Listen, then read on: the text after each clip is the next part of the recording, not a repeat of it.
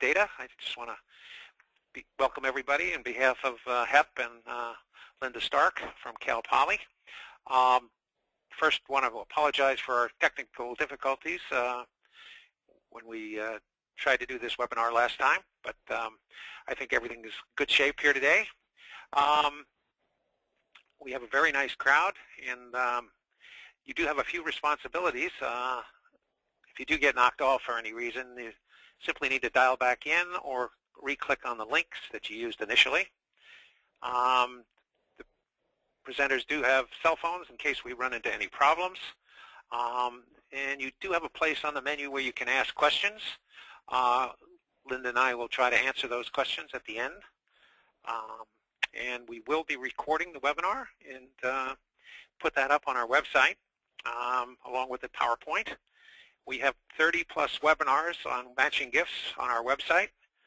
So if you're a new person to matching gifts, or if you've been doing it for a number of years, there's lots of good ideas there, but it's a great place to find out what's happening at, Catholic University, different places, American Cancer Society, different organizations all have done webinars with us in the past, and there's quite a few of them up there, so please take advantage of that, and they're free and available on demand. One of the significant things that I just wanted to mention to everybody, I think it's exciting news, as you can see from the infographic that's up on the screen there. Maybe you all can't see it, but over the last, I think it's 6 years, we've doubled the size of the database. So we've added 1,390 companies. The other statistics that's up on there, a little hard to see, is that the average matching gift now is up to $865 for, according to the VSE study, which is a study of about 650 colleges and universities. And the 210 number up there on the infographic is the average that colleges and universities who participated in that study received. So I thought you would be interested in just seeing some of those average statistics. On average, we add almost a new company per day, and obviously that just makes it better for everybody out there. So when you have a question on a company, whether they are a matching gift company or not, or they match to your institution, please call us. That way we can increase the size of the database and do that research for you just to make the database better all around. So without further ado, I'm going to turn this over to Linda and tell you how she does all of her reminder strategies and how she makes it all happen there at Cal Poly. Linda's been working with matching gifts really over 10 years. She's very familiar with gift processing, and prior to coming to Cal Poly, she worked as the training manager for Hilton International. And so I'm going to turn it over to Linda. Linda? Hi, everybody. Welcome. Thank you for being present, and thank you for the gift of your time. I know that for a lot of you, an hour is a big chunk of time to take out of your day and away from your other responsibilities. And I want you to know that I appreciate that, and I hope that this will be worth your while. I have been the matching gift specialist here at Cal Poly for over 10 years.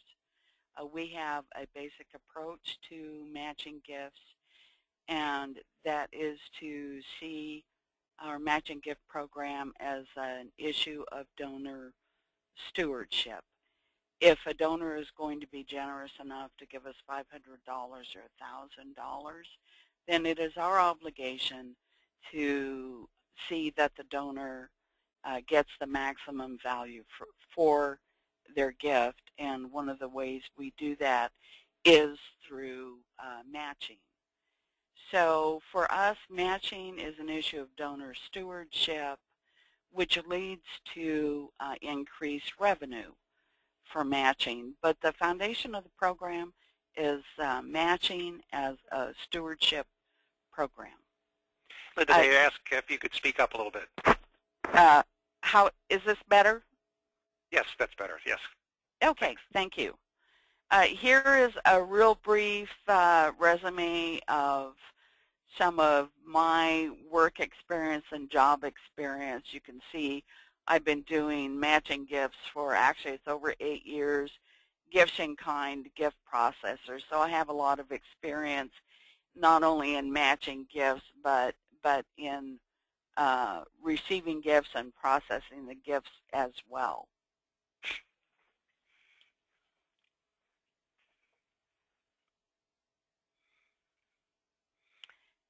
Here is a brief list of my current job duties.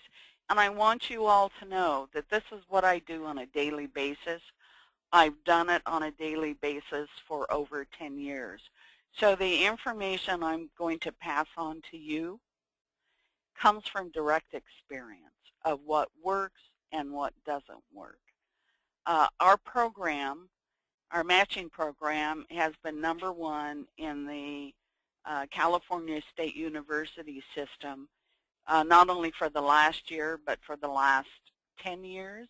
And we have a lot of institutions that are much bigger than ours that bring in more revenue, but our school brings in the most matching gifts. As a matching gift specialist, I'm embedded in gift processing. That's where it was when I took the position, and that's where it still is.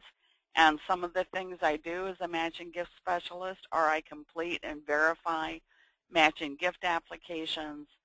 I post or record all gifts that come in from donors that are accompanied by a matching gift application. I send out matching reminder emails and letters, and I send out notification letters to donors when their gift has been matched. I research employment. I coordinate and advise matching activities with our annual fund callers and the fundraisers out in the colleges across campus. I provide matching training.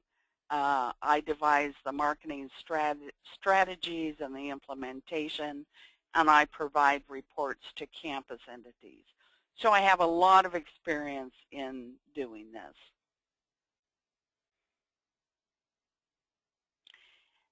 This is what I don't know about you and your organization, and some of these things are going to be a factor in how you're going to be able to implement some of the suggestions and strategies that we'll be talking about today. I don't know your organizational structure, who's responsible for matching, if you have a person dedicated to handling matching. I don't know who your decision makers are, what their priorities are. I don't know what resources you have available, your financial resources, your staffing levels. I don't know what kind of employment data you currently have right now. I don't know what matching strategies you're currently employing, what tools you use. I don't know your program revenue history, whether it's up or down. I don't know your level of knowledge. So there are a lot of things I don't know. Nevertheless, I do think that the material I will be presenting will be of help to, in one way or another, of everyone who is listening. So let's take a look at our matching program through fiscal year 2014, which ended June 30.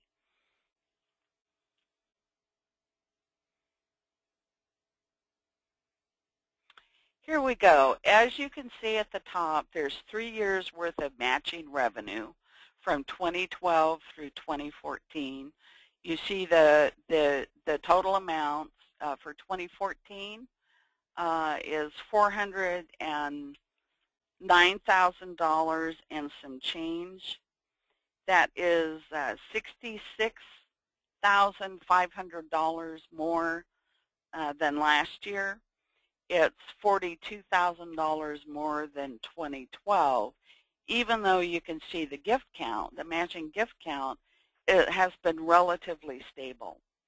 If you look at the third line, this is the matching revenue that comes through our annual fund. You can see from 2012 that matching revenue from our annual fund has consistently been decreasing, which is not good news. However, if you look at the next line, these are matching gifts, matching gift revenue that come from our non-annual fund, that come through our advancement offices throughout the colleges. And as you can see, there's been a considerable increase in matching gifts that have been stimulated by gifts coming through the advancement officers and the colleges. You know, I looked at this average gift amount, John, $361, and I think your first slide said the average gift amount was over $800, and ours is nowhere near that, but our total annual revenue is twice as much as what was on that slide. So I don't know how to account for that difference, except our advancement officers are now more aware of matching opportunities. We have made it a point to keep in touch with our advancement officers, to educate them and inform them, to send them matching gift reports on a monthly basis, and all of that has served to increase their awareness of matching opportunities. And I know we have at least 2 fundraising officers on campus that build matching into their strategies. They will see those donors who have matching gift programs available to them. Those donors are a priority contact for them, and particularly our advancement officer in athletics. He's done a fabulous job of increasing matching for the athletics programs. So part of our success is a result of marketing matching to on-campus constituents as part of donor stewardship and additional revenue stream. When I talk to the advancement officers about matching, what catches their attention is the donor steward aspect of it. That's what they understand. That's what they're comfortable with, and that's part of what they like to create with their donors, is that stewardship relationship with them. So we have been sending matching reminder letters for at least 10 years. And if you are not sending matching reminder letters to your donors, then you have money that could have come to you that is just simply going down the drain. I looked back at our past years of matching revenue, and I figure roughly approximately 25% of our matching revenue, or over $100,000, was stimulated by our reminder letters. That's a huge amount, $102,000, simply by implementing a matching reminder program. If you're not sending reminders, first of all, your donors are losing opportunities, and that is a stewardship issue. Second, if you're not sending the reminder letters, your programs are losing money, which they need. So those reminder letters are a project. It takes a while to get the program off the ground, but once you have that matching reminder program built in, it's going to bring money into your program year after year after year. So let's talk about constructing an effective reminder letter. I have been out on websites for various schools. I have been out looking for copies of matching reminder letters, and honestly, I haven't seen a whole lot of really good matching reminder letters out there. So here's what we include in our matching reminder letters. First of all, we always thank the donor for their original gift. We can never thank the donors enough. Second, we inform and educate them. We let them know that matching is available to them as an employee benefit that costs them nothing. There are a lot of donors who never heard of matching, who don't know that it's a benefit available to them, it is our job to let the donors know that so that they can take advantage of this employee benefit. We always include the employer's name in the matching reminder letter because if the donor gets a letter that says, please complete a Boeing matching gift application, and they no longer work for Boeing, they are likely to tell us at that point, and then we can update our records. We always ask our donors to research their spouse's matching eligibility. We have a lot of alum who don't work for a matching gift program, but their spouses do, and they're faithful about always filling out that matching gift application. We always provide the link in our email reminders and letters to HAP's eMatch donor link, which we have been using for years. It's an inexpensive tool and it's easy to use. Our strategy is to drive donors to eMatch donor link, which we will tell you about a little later in this program. And here is one of the most important factors. Give your donors the gift dates, the gift amounts, and the program their money went to. This is information that they have to provide. Every donor who completes a matching gift application has to provide this gift information on the application. Do not make your donors research this information. Provide it to them so that when they go to that application, the information is right there. They don't have to go back, check their records, their credit card records. They don't have to find their checkbook and look for that information. Give this information to them. Make it easy for them. The other thing you want to include is your organization name and your tax ID number. This is especially important for those third-party matching providers like Benevity, Your Cause, Just Give, especially for Benevity and Your Cause. You need to give the donor your org name and the tax ID number so that the donor will be able to pull up your record on those websites. And then, of course, give your donors your contact information in case they have questions.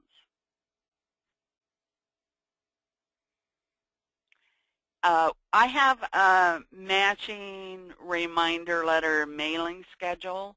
Our donors get a reminder letter the month after they have submitted their gift to us. If the gift doesn't come with a matching gift application, then they get a letter. I also send donors a second reminder letter on a quarterly basis. And then, believe it or not, I send them a third reminder. And what I have found is the more often I ask, the more matching applications I receive. And I have never received a complaint from a donor about contacting them too often about having their gift matched. If after the third response, after the third mailing, I don't get a response, then I will research the donor employment data to see whether or not our employment information is wrong. And of course, I always check the matching deadlines for each program. I'm not going to ask someone to complete a matching application when their deadline has already passed. And at the end of November, I always send out matching reminders for all gifts received during the year for matching programs who have a 12/31 deadline.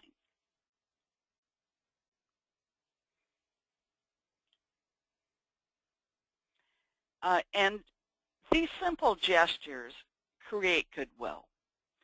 Your personal touch, an email from you in a friendly tone, may be the first contact the donor has experienced with your organization other than somebody asking them for money. And that's a good position to be in. You can contact the donors, you can tell them about matching, how they will benefit from it, but you're not asking them for money, and donors appreciate that. And so your contact with these donors can set your organization's future relationship with your donors. In many ways, matching is a gateway program. And your positive experience with your donor tends to create loyalty. And that's what we want from our donors. And going the extra mile will distinguish you from the rest of the pack. We have been sending reminder letters for 10 years. I don't know whether your organization sends reminder letters at all, but I will tell you that by us going the extra mile for our donors, that sets us ahead of those organizations that don't bother to do that. And here are some responses to our reminder letters and emails. These are directly from emails that the donor sent me. Thanks for taking care of the paperwork. It makes it easier for me to pursue. See that word there, easier? That's key. Make it easy for your donors. Thanks for your help. Thank you for following up with me. Your time and effort are very much appreciated. This is a service we're providing to the donors. The donors recognize that, and they appreciate that. And then the last one from a donor. As you can see, donors appreciate these reminder letters. They're busy. They have a lot of obligations, a lot of responsibilities. They have jobs, and they appreciate the reminder letters for matching. And let's take a look at, phrases to avoid. I got these directly off school websites. This is pretty much all these schools said in regards to matching. Check with your employer to see if your gift can be matched. Ask your personnel office about your employer's matching gift policy. To initiate the process, employees must. These phrases are not helpful to the donor in any way whatsoever. And if you are using these, or if you're thinking about using these, you're not going to get any results from this kind of a message to your donor. What this says is that you don't really care all that much about matching. This is a reduced version of our matching reminder emails. I like sending out emails because we have that live link in there to our matching gift page. And most of our donors are used to using email. And I always get 4 or 5 responses at the end of the day that I send out these matching reminder emails to our donors. I usually set aside a morning, send out all the matching reminder emails. And by the afternoon, I've already gotten responses from donors who filled out the matching application. And I love that. I really do. It's just so gratifying to get those immediate, quick responses. So as you can see here at the end of the first paragraph, here's the mention of their employer. If that's wrong, they'll probably let you know. The second paragraph, we give them the link to our matching gift webpage where they have that e-match donor link. They put in their employer's name, they hit go, and it will take them directly to their matching gift application if their employer has a matching gift program. We let them know that their spouse may be eligible for matching. We give them our organization name, the tax ID, our address, all the information they need to fill out that matching application, along with a gift date, gift amount, and allocation. So when they receive this email, in the email is everything they need in order to complete the matching gift application.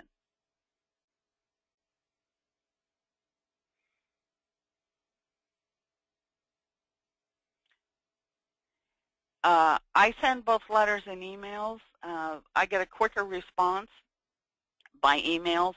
A lot of our donors prefer email, but I alternate the emails with letters so that I can get maximum outreach and coverage. And of course, we have donors for whom we don't have an email address, or the email address is bad. We don't always have the current email information. So I go back and forth. The first contact will be email. The second contact will be by snail mail. And then, John, I think this is where you come in. Okay, thank you, Linda. Yeah, I just wanted to tell you a little bit about Employer Find and Auto Match. There's basically two ways which you can find matching gift eligible donors or alums. And Employer Find basically takes your file and screens it, looking at the name and address and email of your donors, and then appends or adds to it employer name, title, and it will give you in a lot of cases, a social network URL as well. And we find 30 to 50% typically of a file. So if you send us, well, I'll give you a little example in a minute here, but then we take that 30 to 50% of your file and screen it against the matching gift companies, and we typically will find 5 to 12% of those employers are matching gift companies. So what it means is we can add to hundreds, if not thousands, of people who are matching gift eligible, and find those that are already in your file that you're not aware of. Because lots of folks are just, just don't know the employers for their alums or donors. The next slide, Linda.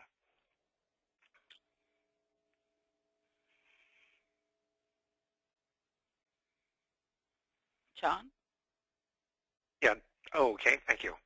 AutoMatch basically takes your employer information. So let's say you know 20 or 30% of your file's employers.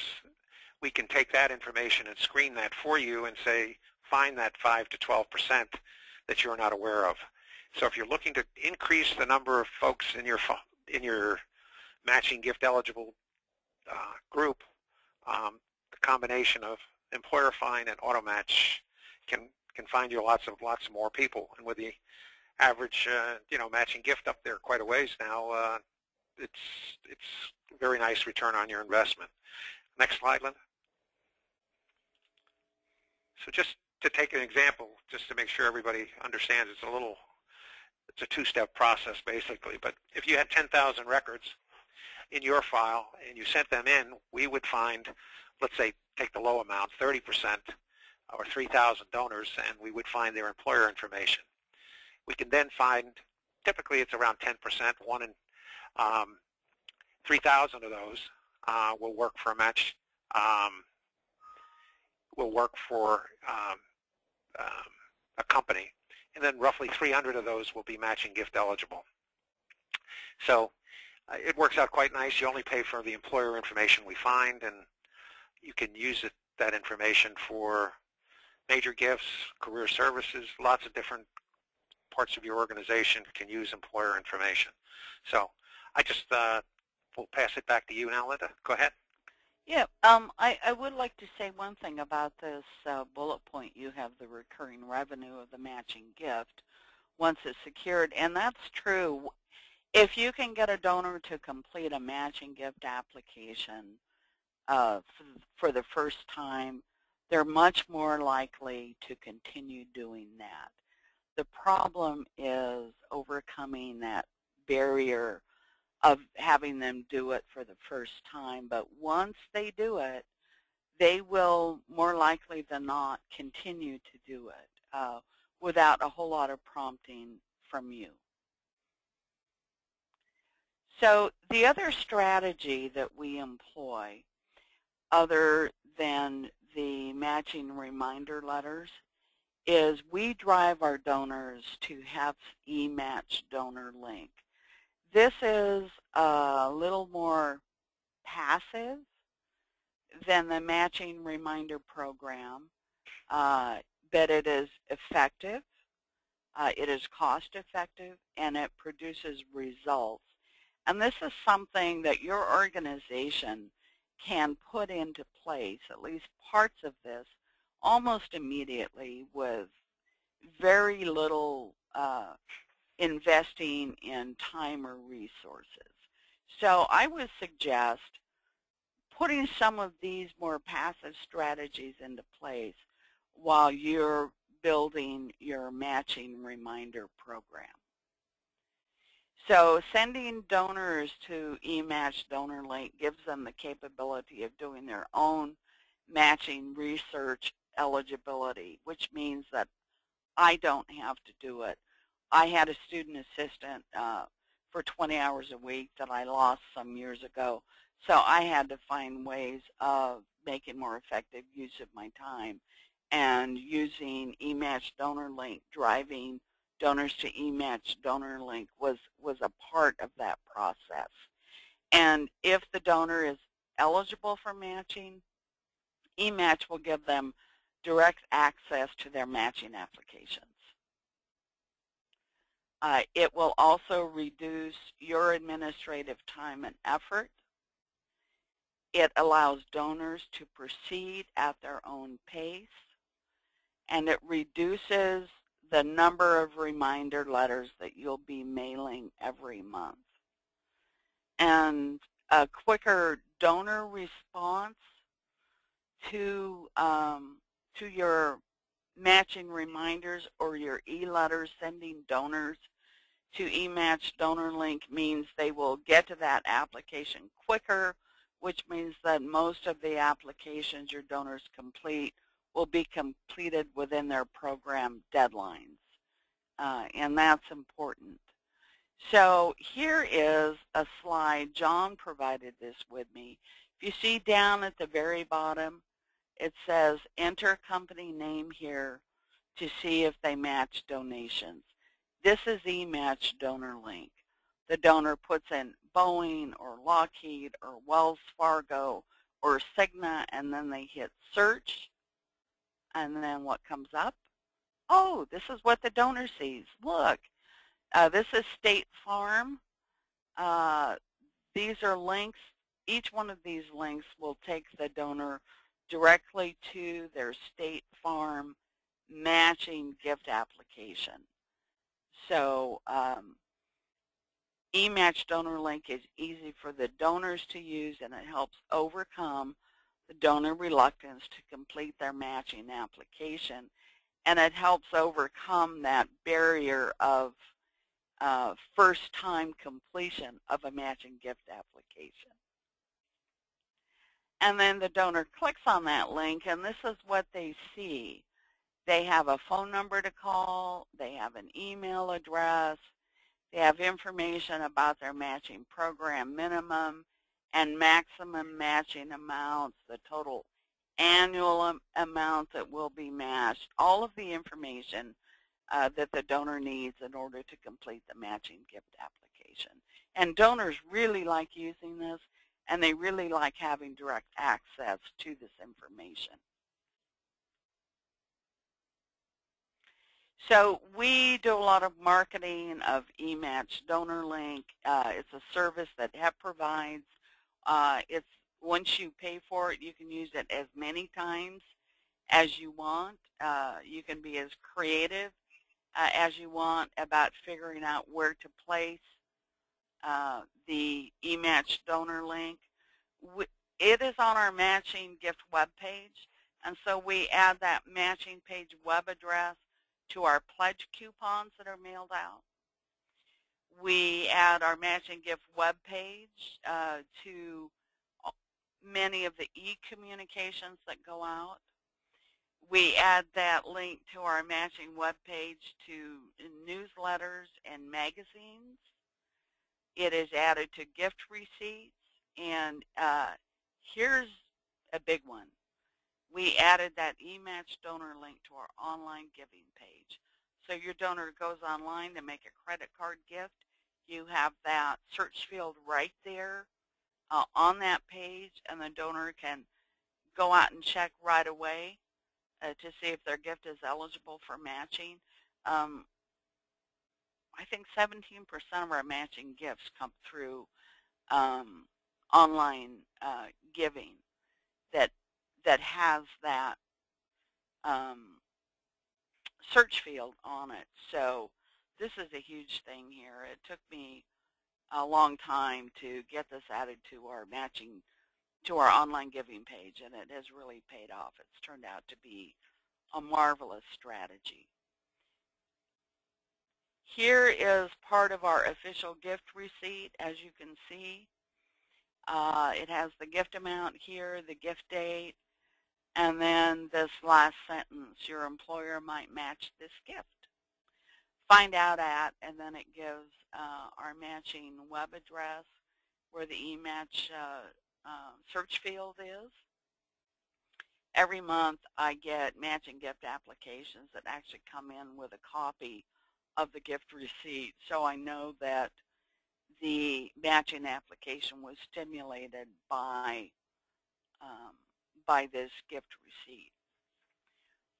Where else do we put it? Well, some of our programs and colleges have newsletters and magazines that they send out. This is a small part of an article that College of Engineering did on matching, and they wanted to feature a matching gift donor. And they concluded the article with, as you see in this last sentence, find out if your employer has a matching gifts program, and then people go right to this link and access that search field. Is this the same one? This is the same one. In this article, that first paragraph, it mentions that the donor has a regular contribution deducted from his paycheck every month. This donor works for PG&E.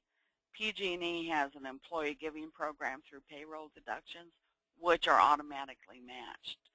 So we are always encouraging our donors to sign up for giving through payroll deductions, and gifts that come in that way have a 100% matching rate. And what do we have here? This is our matching gift buck slip. This is not the current version. I call up a report of all alum and people in our database whose new employer matches gifts. And it's an Excel spreadsheet, and I print labels, and then I send them all this matching gift buck slip that does a little bit of education about matching, gives them a little bit of information, and then it gives them that our matching web page address so that donors can access, again, that eMatch donor link. So this buck slip is included in all of our pledge coupon mailings. Our fundraising officers include them in the donor packets that they take with them when they go out to have a one-on-one meeting with donors. They are included in mail solicitations by our athletics programs and by our Cal Poly Arts program.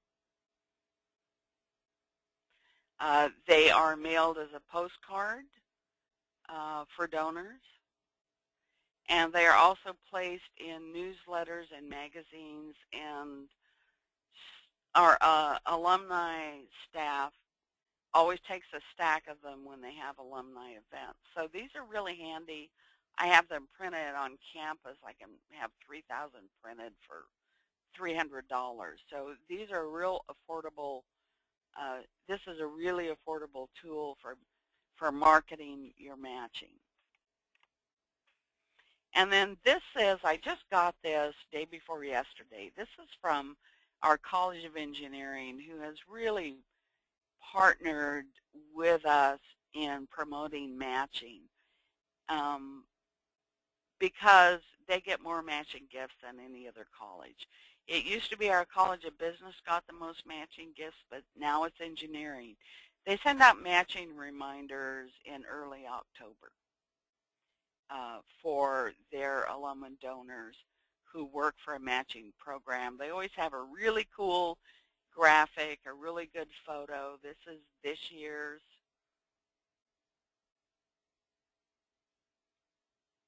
And let me see if I can go back. I guess the text,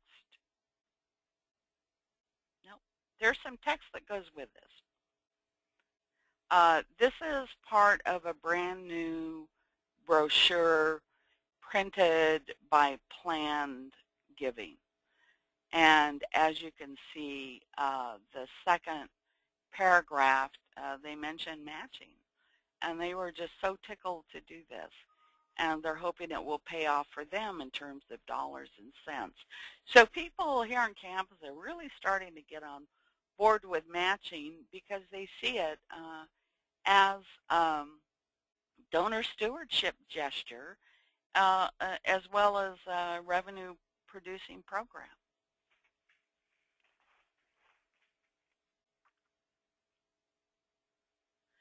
And then here, this is the body of the text that goes with that photo from College of Engineering.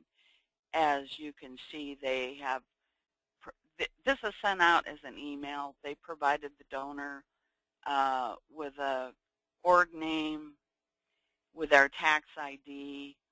They talk about paperless matching and payroll giving, and then they provide our matching web address. And this has been a really effective strategy for them.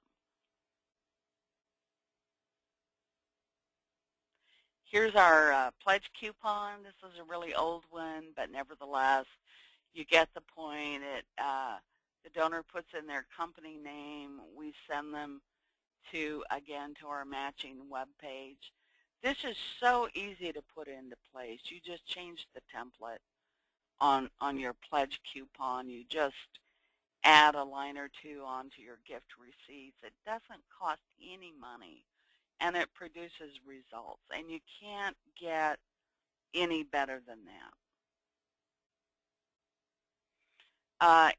And this is our online giving page. I was not able to get that eMatch donor link frame onto this slide, but essentially this is what it says on our matching gift page about employers sponsoring matching gift programs. Find out if your company participates in a matching program, and then underneath that is the search field for the donor to use. And I suggest, if you already have a matching gift page, or if you are considering adding a matching gift page to your website, that you go out and look at ours. Ours is pretty good. We give the donors all the information they need. We educate them, and we give them the ability of researching their own matching eligibility by using that HEP eMatch donor link.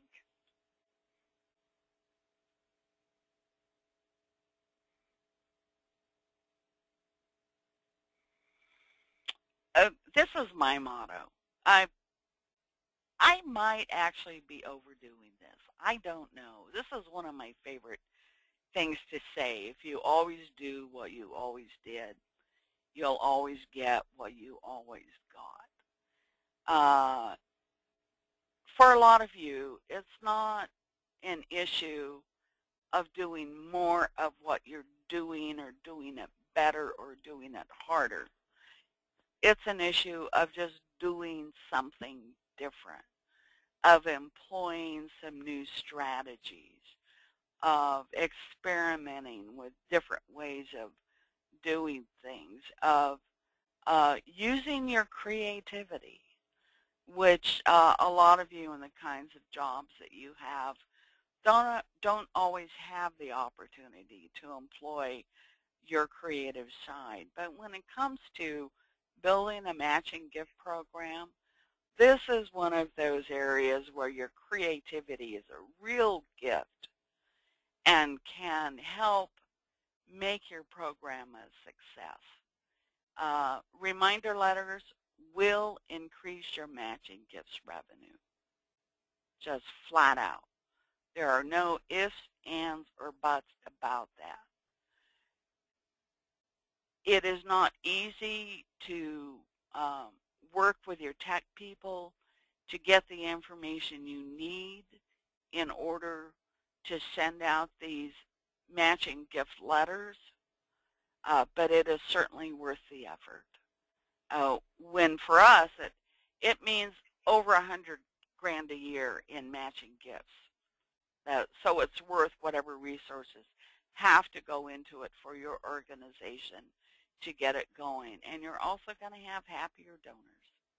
You're going to build better relationships with your donors, not only between the donor and matching, but because you represent your organization, between the donor and your entire organization.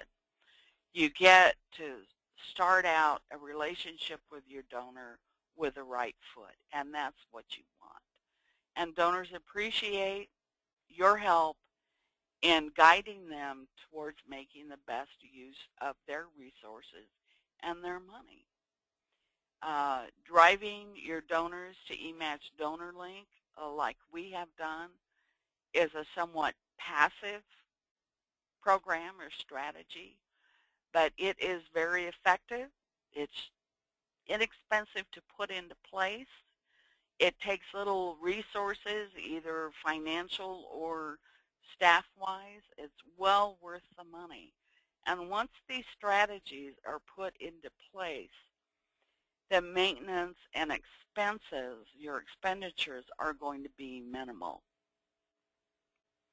So I encourage you, first of all, get on that matching reminder program. You absolutely have to do that if you hope to make anything substantial out of your matching gift program. The second strategy is use that eMatch donor link, drive your donors there, give them the ability to access their matching gift applications. And that's it. I'm done. Are there any questions, John? Yes, thank you very much, Linda. That was great. We do have quite a few questions, so let me hop on those very quickly.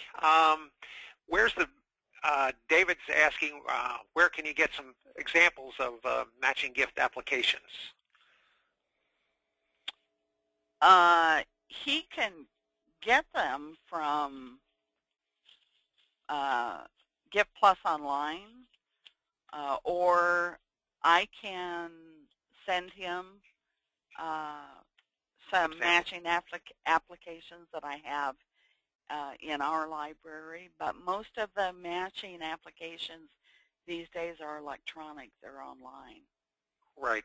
That leads into another question, which is, yeah, do you ever, in other words, as part of your reminder, do you include the intranet link for folks?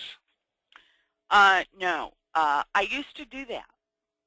I would hand tailor every email or letter I sent to the donor and their employer's matching gift program, but it was very time consuming, particularly as our program grew. So a more effective strategy and a better use of my resources is sending people to our matching gift webpage where they can access eMatch donor link. Okay. That is the simplest and quickest and best use of your resources. Okay. Okay, we got a couple more questions. The one question's on the slides in the PowerPoint. Yes, we will be putting them up on our in the Learning Center on the HEP-Data website.